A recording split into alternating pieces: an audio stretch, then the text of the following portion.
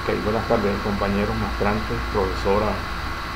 A continuación les haré una presentación de los puntos que nos corresponde poner en el tema, el cual describe lo referente al comportamiento grupal del individuo dentro de la organización, es decir, todo lo que abarca el tema de grupos y equipos dentro de una determinada organización. En nuestro caso, el equipo está conformado por la compañera Dalis Hilal, el amigo Richard Amaya y este mismo servidor. La temática a seguir fue iniciada por la estimada Dalis, haciendo su exposición en lo que concierne a los grupos. Yo continuaré con algunos puntos también de grupo y otros que incluyen lo que concierne a los equipos de trabajo. En resumen, tocaré lo referente a los siguientes puntos. Punto 1, efectividad de los grupos de trabajo. Punto 2, cohesión en los grupos de trabajo. Punto 3, factores que afectan la cohesión grupal. Grupo 4, lo que tiene que ver con el equipo de trabajo, su definición. Punto 5, los tipos de equipos de trabajo. Punto 6, cómo es la composición de un equipo de trabajo. Punto 7, cuál es la importancia de los equipos de trabajo en las organizaciones actuales. Y cerraré con último punto 8, que es lo que tiene que ver con la innovación en los equipos de trabajo. Efectividad de los grupos de trabajo. Los grupos de trabajo son la estructura básica en la que se apoyan los modernos sistemas organizativos. La efectividad grupal es un término que se usa para medir qué tan efectivo puede ser el grupo. De hecho, hay diferentes modelos matemáticos que se utilizan para medir la efectividad. En nuestro caso, por supuesto, no lo vamos a tocar porque no es el tema. Sin embargo, y resumiendo, podemos decir que un grupo es verdaderamente efectivo si cumple con las siguientes características. Que tenga unas metas claras, que tenga compromisos unificados, que haya una buena comunicación entre los miembros de ese grupo, que exista confianza mutua, que haya un liderazgo apropiado, que se cuente tanto de un apoyo externo como de un apoyo interno dentro de la organización para con ese grupo, que se tenga habilidades para negociar y otras habilidades pertinentes. Eso es lo que tiene que ver con la efectividad de los grupos de trabajo.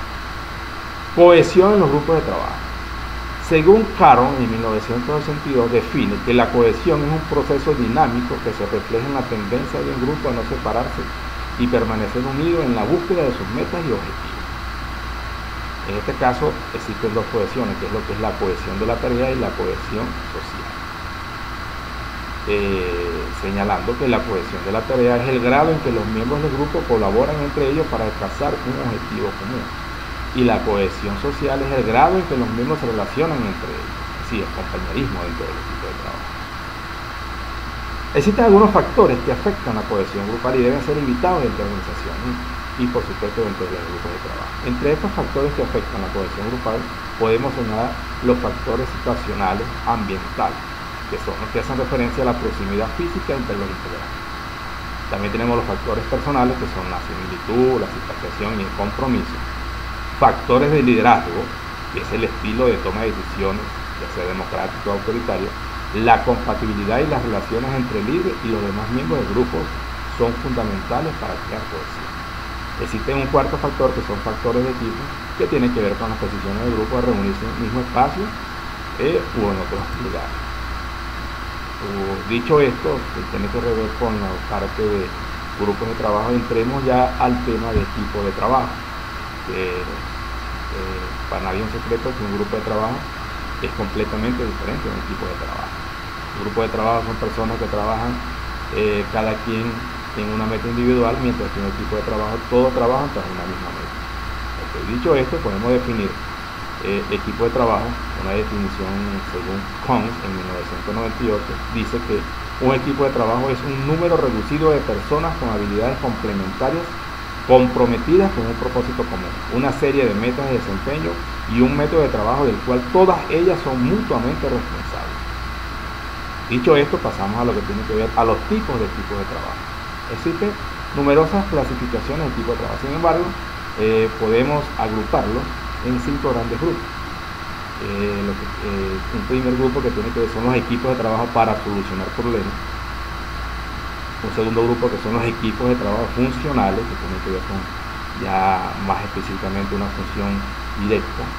Los equipos de trabajo multidisciplinarios, en este caso digamos que la tarea o la meta o el objetivo a alcanzar implica que tienen que reunirse diferentes, digamos, profesionales en múltiples disciplinas, por lo que recibe este nombre. Equipos de trabajo autogestionados y por último equipos de trabajo virtuales. Ya se tiene que ver más que todo con la parte informática. ¿Cómo es la composición de un equipo de trabajo? Específicamente, la composición de un equipo de trabajo va a depender de la complejidad y tipo de tarea o meta que se pretende alcanzar. Esa es la composición, a grosso modo, de un equipo de trabajo. ¿Cuál es la importancia de los equipos de trabajo en las organizaciones actuales? Los equipos de trabajo dan vida a la organización. Gran parte de ellas depende del logro del objetivo de dicho equipo.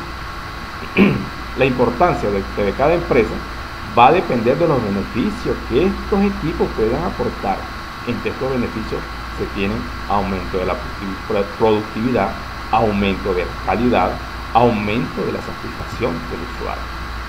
Dicho esto, vamos a tocar el tema de lo que es la innovación en los equipos de trabajo. Las empresas que quieran mejorar sus resultados en materia de innovación deberán apostar por desarrollar prácticas laborales de solución de problemas en equipo, diseñar incentivos ligados a su conformación y utilizar metodologías como los círculos de calidad, la creación de comunidades virtuales o comunidades de práctica. Asimismo, deberán incluir como criterio de selección de personal el perfil por competencias para trabajar en equipo y apoyar un diseño organizacional en donde la participación y la delegación de funciones se apoyen siempre en unos equipos de trabajo. Eso es todo lo que tiene que ver en los puntos que me tocan. Espero sea de gran apoyo, que se haya servido nuestra exposición, y los siguientes puntos referentes a la temática expuesta serán señalados o serán expuestos, valga la redundancia, por el compañero Richard Amaya, quien cerrará nuestra exposición.